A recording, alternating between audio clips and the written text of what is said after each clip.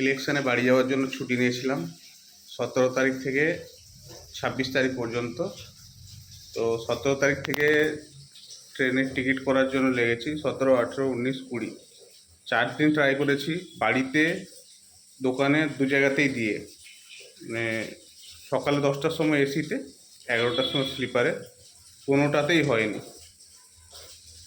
বাড়ি যেতে পারলাম না, সব কোম্পানিতে ছুটি নিয়ে নিয়েছি, ছুটি নিয়ে বাড়িতে বসে আছি, তোমাদেরকে দেখাচ্ছি ছুটি নিয়েছি।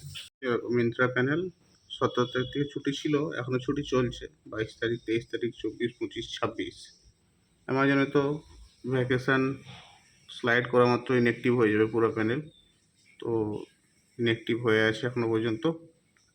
এটা ফ্লিপকার্টের প্যানেল, 17 তারিখ থেকে ছুটি, 17, 18, 19, 20, 21, 22 আজকে চলছে।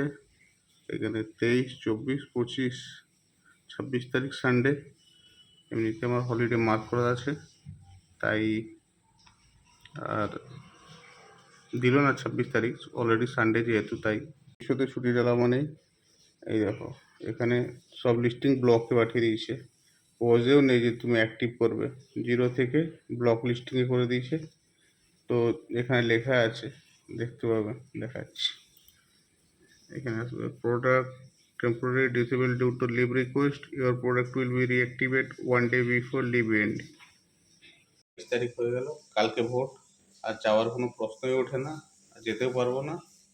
তো চলো, কি আর করা যাবে।